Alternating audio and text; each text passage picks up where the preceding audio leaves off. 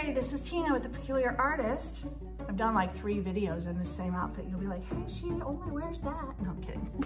So now that I have my hole saw bit in, this is a gourd that I painted, okay?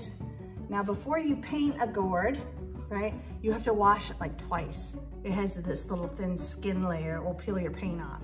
So it's been washed, it's been painted, and now we're gonna put a hole in it for the birdies, and we're gonna empty it all out. You can hear the seeds. We're gonna put our hole in it, and then we're gonna make our top for it. But first, as you can tell, you can't get this underneath there. See how different that is? So we are gonna lower this, right, to where we need it. So we're gonna take this, right, and I'm going to lower this. Remember we talked about that. So you just lower it down, lower, lower, lower.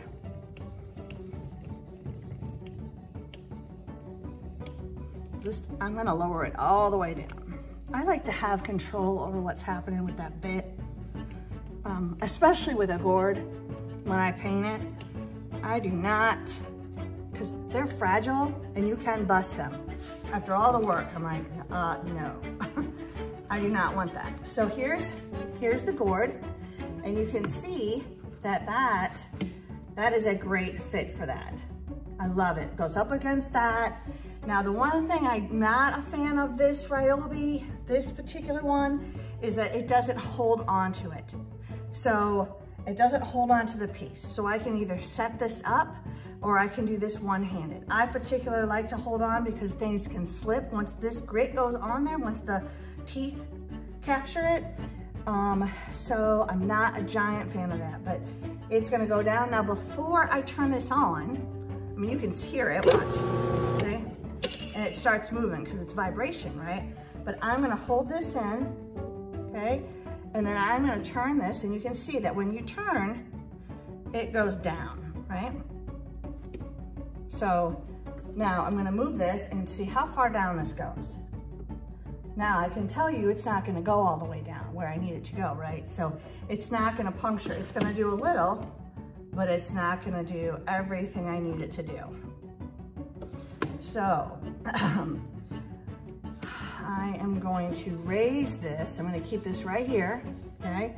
And I'm gonna raise this up to where I need it to be. So it will puncture the whole thing without going all the way through. Now, I know this is overkill, but I'm a girl and we don't like our little faces getting messed up, okay? So I'm gonna put my face shield on, which I like to do. Here it is, it's just plastic, but if that thing wants to fly off, it can hit this and not my skin. It'll be much better. So I put this on, okay? So I wish it would go over my, there we go. So I have my little plastic face shield on, okay? I'm gonna turn my light on. And this one even has the red lines. It's like it helps you get it in the right spot, okay? But I have it exactly where I want it. And now I'm gonna be very, very gentle, okay? Here we go. Here we go, watch your fingers. All right, so we're gonna turn it on. Here we go.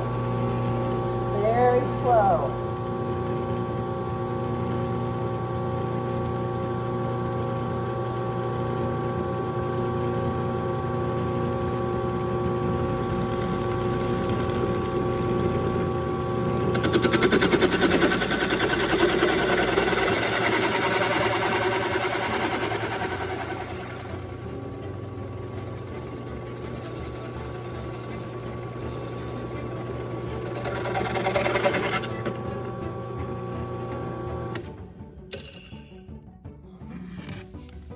There is the hole in the gourd.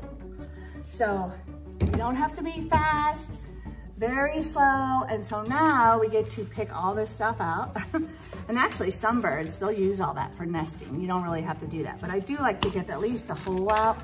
The birds will use all those gourds. And if you want to, what I did last year was I took all the seeds out of the gourds and I planted them along my fence line so I don't have to buy gourds.